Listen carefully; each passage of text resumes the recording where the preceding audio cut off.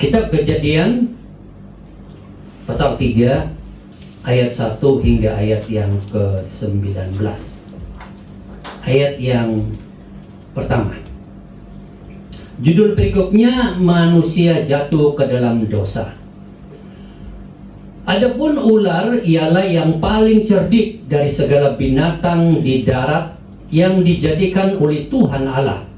Ular itu berkata kepada perempuan itu, tentulah Allah berfirman, semua pohon dalam taman ini jangan kau makan buahnya, bukan? Lalu sahut perempuan itu kepada ular itu, buah pohon-pohonan dalam taman ini boleh kami makan. Tetapi tentang buah pohon yang ada di tengah-tengah taman, Allah berfirman, jangan kamu makan ataupun rabah buah itu, nanti kamu mati. Tetapi ular itu berkata kepada perempuan itu, sekali-kali kamu tidak mati. Tetapi Allah mengetahui bahwa pada waktu kamu memakannya, matamu akan terbuka dan kamu akan menjadi seperti Allah, tahu tentang yang baik dan yang jahat.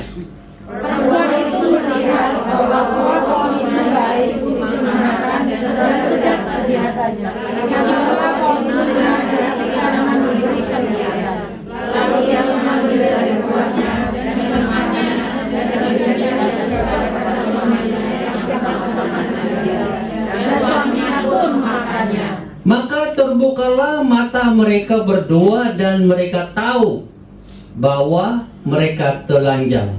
Lalu mereka menyemat daun pohon ara dan membuat cawat. Ketika mereka mendengar perkataan Allah yang berjalan-jalan dalam taman itu pada waktu itu, sesungguhnya manusia dan istrinya itu terdapat antara pohon-pohonan dalam taman. Tetapi Tuhan Allah memanggil manusia itu dan berfirman kepadanya, di manakah engkau?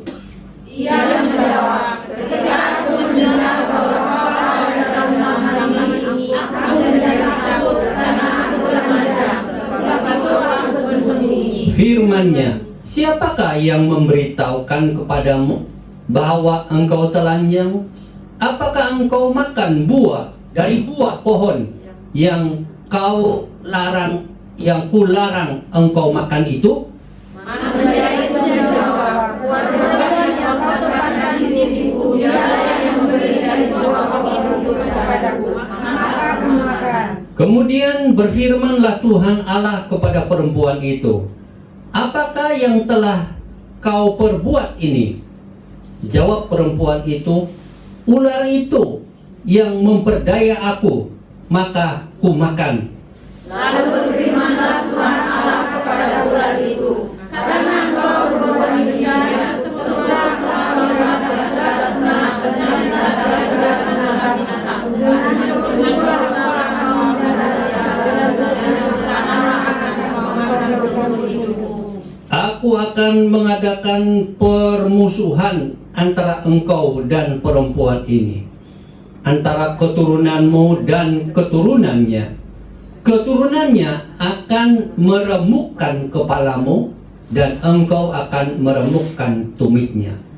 Firman-Nya kepada perempuan itu, susah payahmu waktu mengandung akan kubuat sangat banyak, dengan kesakitan engkau akan melahirkan anakmu, namun engkau akan berlari kepada suamimu dan ia akan berkuasa atasmu. Lalu firman-Nya kepada manusia itu, karena engkau mendengarkan perkataan istrimu dan memakan dari buah pohon yang telah kuperintahkan kepadamu, jangan makan daripadanya, maka terkutuklah tanah karena engkau, dan bersusah payah engkau akan mencari rezekimu dari tanah seumur hidupmu. Semaduli dari duri yang akan dihasilkan bagimu, dan tumbuh-tumbuhan padang akan menjadi makananmu. Dengan berpeluh engkau akan mencari makananmu sampai engkau kembali lagi menjadi tanah, karena dari situlah engkau diambil, sebab engkau debu dan engkau akan kembali menjadi debu. Demikian jauh pembacaan firman Tuhan. Berbahagialah kita yang mendengar, mengimani, memelihara, serta melakukan firman-Nya.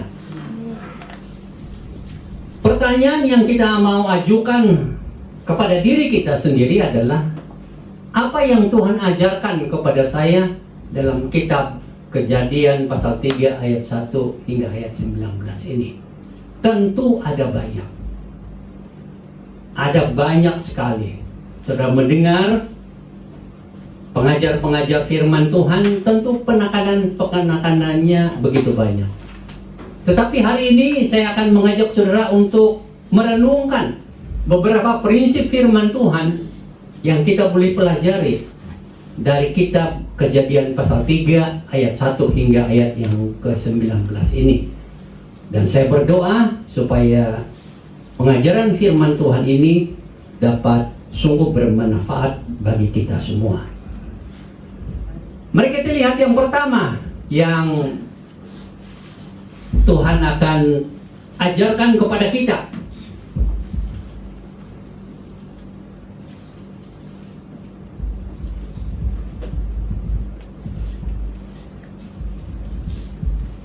Ketaatan kepada Tuhan. Ini hal yang pertama. Mari saudara sekalian membacanya bersama-sama. 1, 2, mulai. Tuhan memberikan perintah kepada Adam dan Hawa untuk tidak makan buah dari pohon pengetahuan tentang baik dan jahat. Dia mengajarkan kepada kita bahwa pentingnya ketaatan kita kepada semua perintah Tuhan. Saudara sekalian, Adam dan Hawa adalah manusia yang tidak berdosa pada saat itu. Mereka suci walaupun tidak sesuci Allah. Tetapi Allah tahu bahwa mereka adalah ciptaannya yang harus mendengarkan apa yang dikatakan oleh Tuhan. Maka Tuhan memberikan perintah supaya mereka menaatinya. Kenapa? Karena perintah Tuhan itu sangat penting. Perintah Tuhan itu adalah sesuatu yang mutlak, tidak bisa ditoleransi. Mau buat silakan, tidak mau buat silakan, tidak bisa. Sekali Tuhan berfirman, itu harus ditaati. Melihat itu, apa yang Tuhan kisahkan di dalam kehidupan Adam dan Hawa, itu juga berbicara kepada kita. Supaya kita menaati apa yang Tuhan perintahkan di dalam firman-Nya. Tidak ada satupun perintah Tuhan yang tidak penting. Saudara suka atau tidak suka, perintah Tuhan adalah sesuatu yang sangat mutlak untuk kita taati. Apapun risikonya, kita tetap mengatakan, aku mau taat kepada perintah Tuhan. Perintah Tuhan adalah sesuatu yang sangat penting. Saat kita membaca firman Tuhan di dalam Alkitab, ada begitu banyak perintah Tuhan. Dan perintah-perintah itu kita harus taati. Karena kalau kita tidak menaatinya, maka ada risiko lain yang akan terjadi dalam kehidupan kita. Maka hal pertama yang Tuhan ajarkan daripada firman Tuhan yang sudah kita baca tadi adalah kita harus menaati perintah Tuhan. Yang kedua, akibat daripada dosa. Bersama-sama, 1, 2, dan mulai. Ketika Adam dan Hawa melanggar perintah Tuhan dengan memakan buah terlarang, mereka mengalami akibat dosa. Mereka menyadari bahwa mereka akan hina dan rasa malu, dan mereka mengalami penyiksaan dari hadirat Tuhan. Dia mengajarkan kepada kita tentang konsekuensi dan efek dari dosa yang kita lakukan. Saat Adam dan Hawa jatuh di dalam dosa, ada akibat yang harus mereka alami, harus mereka tanggung. Ini mengajar kepada kita apa? Bahwa setiap perintah Tuhan yang kita tidak taati, kita akan berdosa. Dan saat kita berdosa, ada akibatnya. Mungkin ada di antara saudara yang berkata, saya sudah berdosa, tapi saya senyum-senyum saja, tenang-tenang saja. Tidak ada akibat yang fatal yang saya alami. Tetapi sesungguhnya saat saudara jatuh di dalam dosa, hati saudara itu penuh dengan kehancuran, dalam pengertian merasa hidup itu hambar.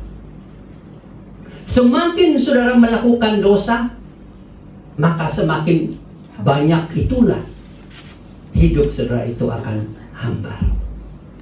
Mungkin saudara akan bersukacita atas keuntungan berdosa saudara atau kenikmatan berdosa saudara, tapi saudara tidak sadari bahwa sesungguhnya hidup saudara itu tidak akan berarti, tidak akan bermakna. Maka itulah yang sesungguhnya kita harus sadari. Bukankah itu yang saudara alami saat saudara begitu berdosa di hadapan Tuhan? Entah dosa tidak percaya kepada Tuhan, entah dosa tidak bergantung kepada Tuhan, entah dosa melanggar perintah Tuhan, atau melakukan hal-hal yang tidak disukai oleh Tuhan. Apa yang saudara alami? Tidak ada damai, bukan? Rasa bersalah yang amat dalam, bukan? Dan makna hidup saudara tidak akan alami. Mungkin saudara akan katakan, saya selalu mengikuti kegiatan gereja atau kegiatan rohani, bahkan melakukan secara pribadi kegiatan rohani seperti doa dan sebagainya. Tetapi hidup saudara tetap tidak berarti dan tidak bermakna. Kenapa? Itulah adalah akibat dosa.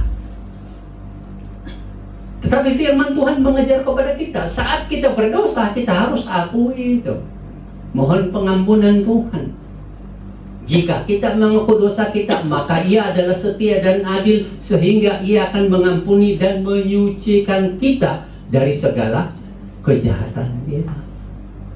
Dan saat kita disucikan dari segala dosa dan kejahatan kita, barulah kita dapat mengalami hidup yang berarti dan bermakna. Ada akibat, ada efek dari setiap dosa yang dilakukan. Maka berhati-hatilah di dalam kehidupan saudara. Kalau saudara tahu itu adalah dosa, jangan coba-coba untuk melakukannya. Jangan coba-coba untuk tidak menaati ajaran Tuhan yang melarang berbuat dosa yang demikian itu. Yang ketiga, godaan dan kebebasan membuat pilihan. Bersama-sama, 1, 2, dan mulai. Dalam kisah ini ular menggoda Hawa dan Adam untuk melanggar perintah Tuhan. Hal ini menggambarkan adanya godaan dalam hidup manusia. Ini mengajarkan kepada kita bahwa ada kebebasan untuk memilih antara ketaatan atau pelanggaran terhadap perintah Tuhan. Walaupun Adam dan Hawa itu suci adanya, walaupun tidak sesuci Tuhan, tapi tetap menghadapi godaan. Dan saat godaan itu datang, mereka harus membuat pilihan, menaati Tuhan atau melanggar perintah Tuhan, melakukan keinginannya sendiri. Itu adalah pilihan. Setiap kita ini diperhadapkan kepada apapun yang menjadi godaan di dalam kehidupan kita. Kita itu diperhadapkan kepada pikiran kita sendiri, hati kita sendiri untuk membuat pilihan. Sebagai anak-anak Tuhan, saat saudara digoda, apa pilihan saudara? Apakah saudara akan katakan, aku tetap percaya kepada Tuhan, aku tetap taat kepada Tuhan, aku tetap mengikuti ajaran-ajaran Tuhan, maka aku tidak mau berdosa.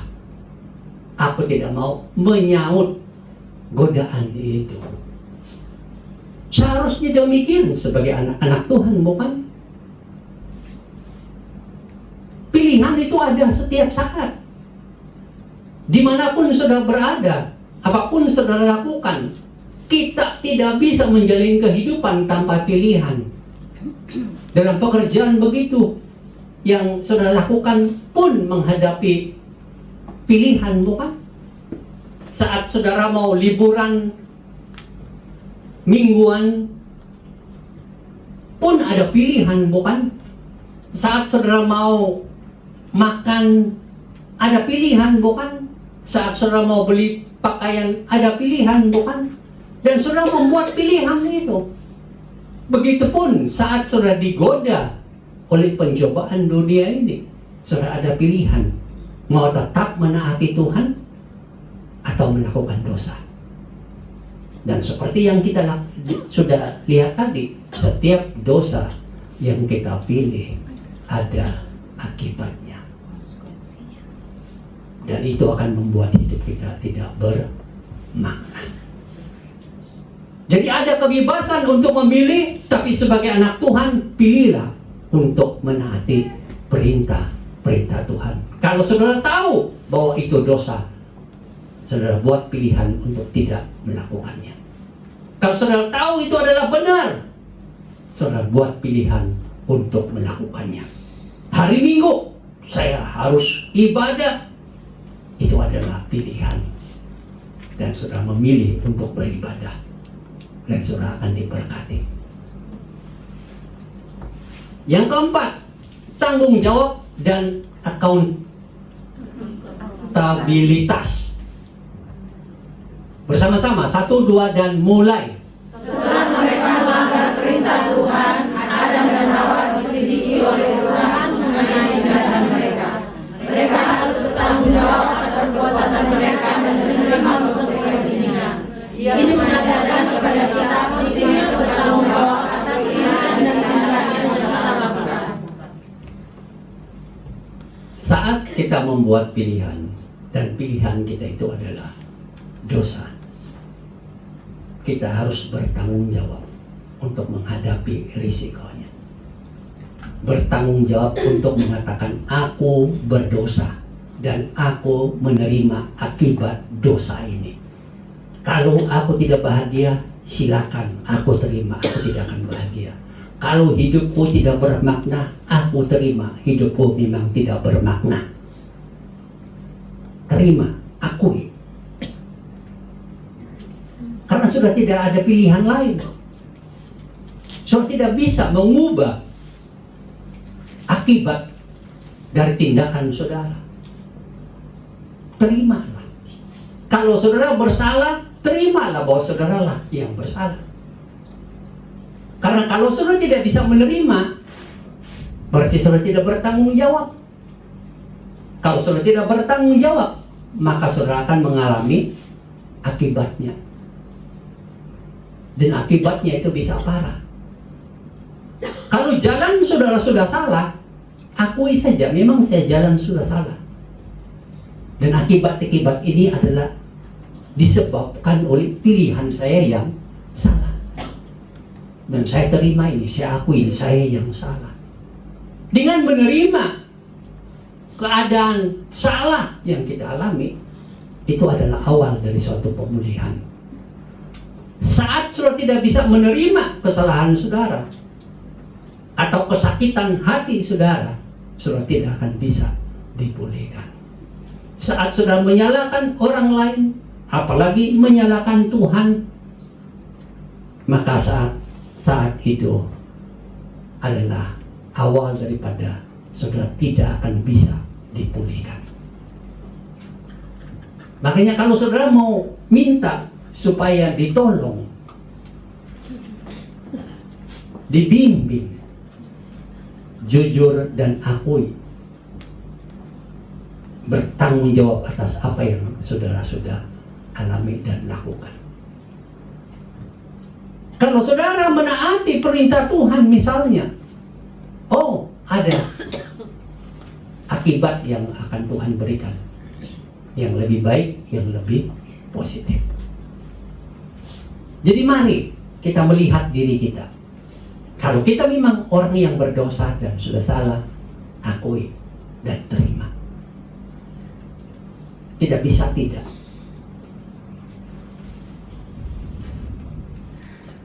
Yang kelima, hukuman dan belas kasihan Tuhan bersama-sama. Meskipun ada hukuman yang diberikan kepada Adam, Hawa, dan Lot, Tuhan turun dengan belas kasihannya. Ia memberikan janji tentang keturunan yang akan datang, yang akhirnya akan memberikan hubungan antara manusia dan Tuhan. Ia mengajarkan kepada kita bahwa kasih dan rahmat Tuhan yang tetap ada meskipun kita jatuh dosa. Adam dan Hawa sudah jatuh di dalam dosa, dan mereka memiliki anugerah. Tuhan tetap memberikan jalan untuk menyelesaikan akibat dosa yang mereka sudah miliki. Akibat dosa tidak bisa dimungkiri atau dihilangkan, tapi ada penyelesaian dari akibat dosa itu. Tuhan berkata kepada mereka bahwa Tuhan akan memberikan manusia itu keturunan yang kemudian akan menyelamatkan mereka. Dan kalau kita perhatikan pengajaran firman Tuhan, itu adalah Yesus Kristus yang kemudian datang dan mengalahkan maut, mengalahkan kuasa jahat, mengalahkan dosa. Ada janji Tuhan. Jadi waktu itu yang ada di pikiran dan hati Adam dan Hawa adalah keturunan itulah yang akan datang dan menghapus segala dosa dan salah mereka, yaitu Yesus Kristus. Memang setan tidak ada anugerah, tetapi manusia ada. Setan sejak melawan Allah dan mau menjadi seperti Allah, naik di tahtanya, saat itulah Tuhan katakan, engkau berdosa dan engkau dibuang ke neraka. Tapi manusia ada anugerah yang Tuhan berikan. Walaupun mereka memang sudah jatuh dan memilih untuk berdosa, tetapi selalu anugerah Tuhan ada dan memberikan mereka kesempatan untuk bisa mengalami Tuhan melalui keturunan, yaitu Yesus Kristus yang akan datang.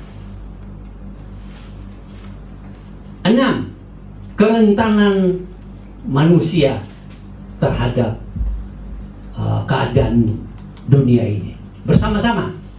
Karena dosa dalam dunia ini mengungkapkan kerentanan manusia terhadap godaan dan dosa. Ini mengajarkan kepada kita untuk mengakui kelemahan kita sendiri dan berharap sepenuhnya pada Tuhan. Walaupun Taman Eden dan Adam dan Hawa itu berada di tempat yang suci, walaupun tidak sesuci Allah, tidak sesuci surga, godaan tetap ada. Itu berarti kita yang sudah mengenal Tuhan dengan baik, mengikut Tuhan bertahun-tahun, rajin ibadah, baca Alkitab, berdoa, kegiatan-kegiatan rohani kita lakukan begitu hebat, melayani Tuhan begitu hebat. Sehebat apapun rohani kita, tidak sehebat Adam dan Hawa, bukan? Kalau mereka bisa digoda, dicobai, maka kita juga akan mengalami cobaan.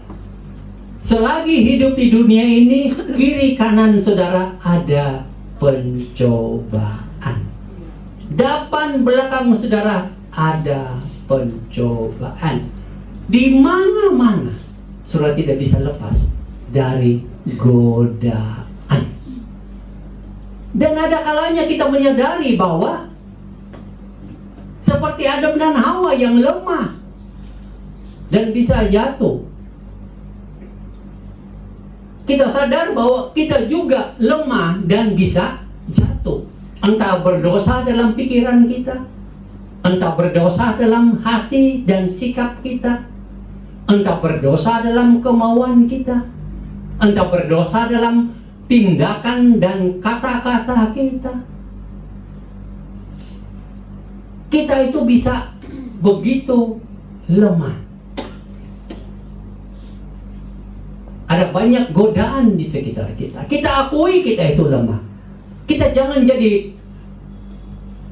orang yang mengatakan, pokoknya aku hebat setelah kenal Tuhan. Aku hebat setelah ada Yesus di hatiku. Memang engkau hebat dan luar biasa.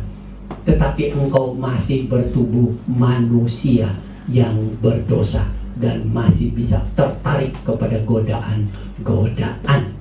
Akui bahwa kita memang lemah. Di saat kita mengakui bahwa kita lemah atau rentan terhadap godaan, kita perlu bergantung sepenuhnya kepada Tuhan. Berserah sepenuhnya kepada Tuhan. Memegang tangan Tuhan dengan kuat.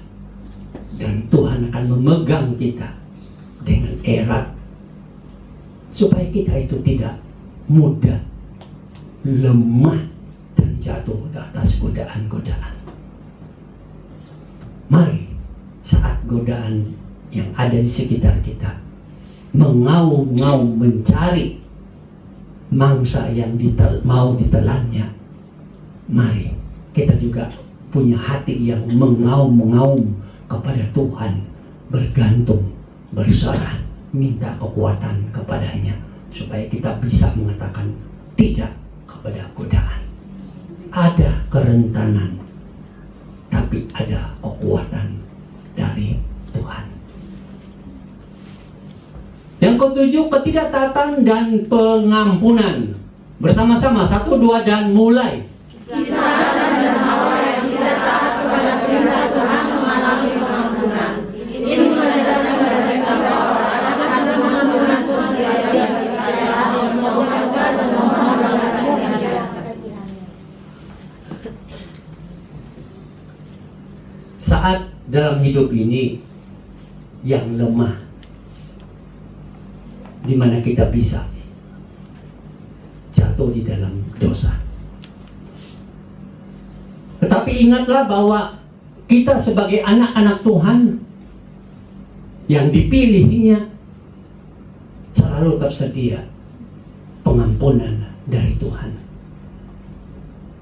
Kesediaan pengampunan Tuhan ini bukanlah menjadi alasan bagi kita untuk berbuat dosa, tetapi memberikan kepada kita kehati-hatian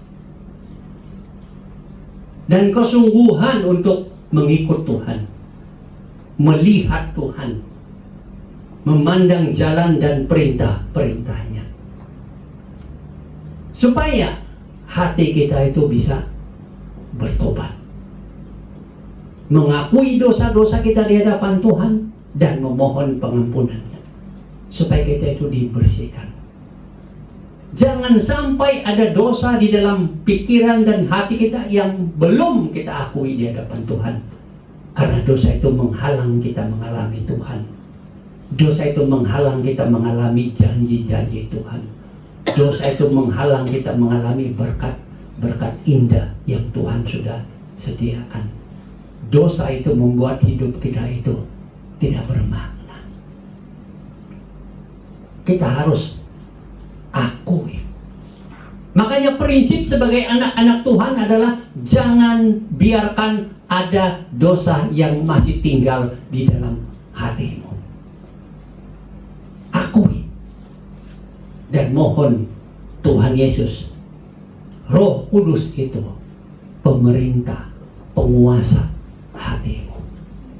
Dan di saat itulah Tuhan akan memberikan kita makna hidup yang sesungguhnya, arti hidup yang sesungguhnya setelah percaya dan mengenal Tuhan Yesus. Dalam pengertian yang lain, bagi yang belum percaya kepada Tuhan Yesus, saudara adalah orang yang berdosa di hadapan Tuhan. Dan saudara tidak bisa terlepas dari dosa itu.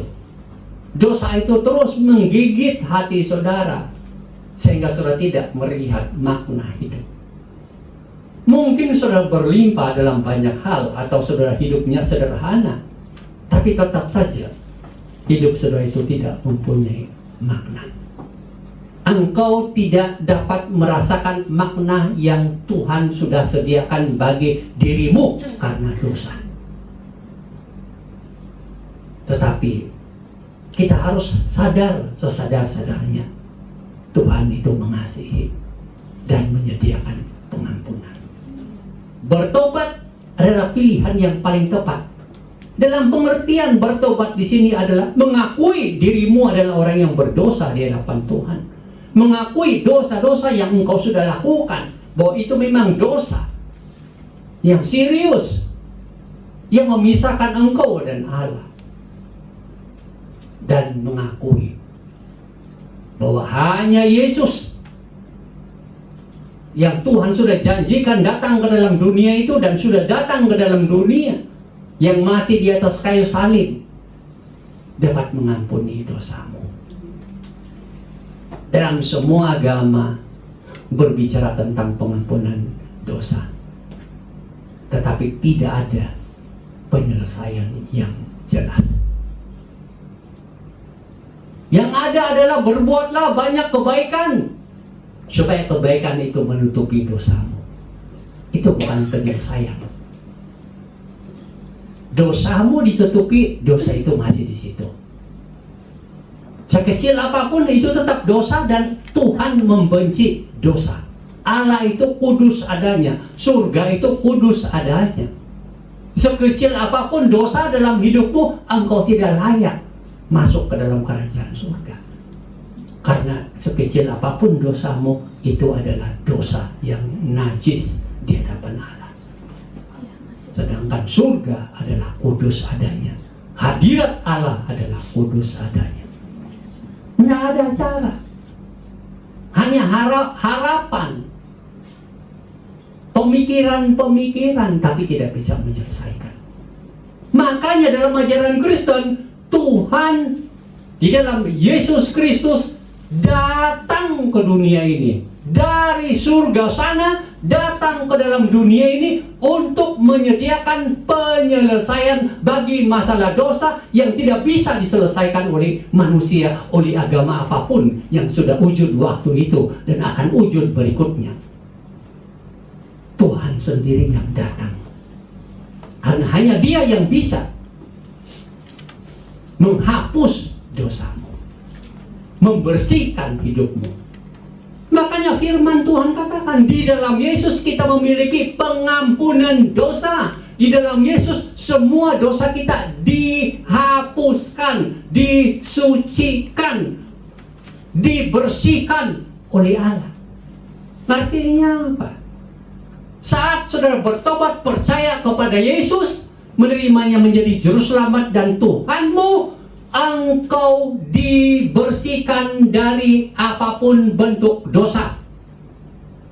Baik itu dosa sejak Adam dan Hawa, keturunan orang berdosa, atau semua dosa-dosa yang engkau lakukan dalam hidup ini, Tuhan akan bersihkan seperti salju.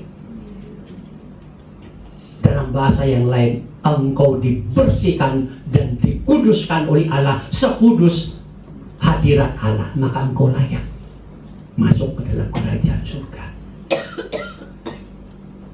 Engkau bisa masuk ke dalam kerajaan surga. Maka pilihan ada di dalam hidupmu. Bertobat, akui dosa, akui engkau berdosa, dan percaya kepada Yesus. Terima Dia menjadi juru selamat dan Tuhanmu, dan Dia akan mengampuni segala dosa.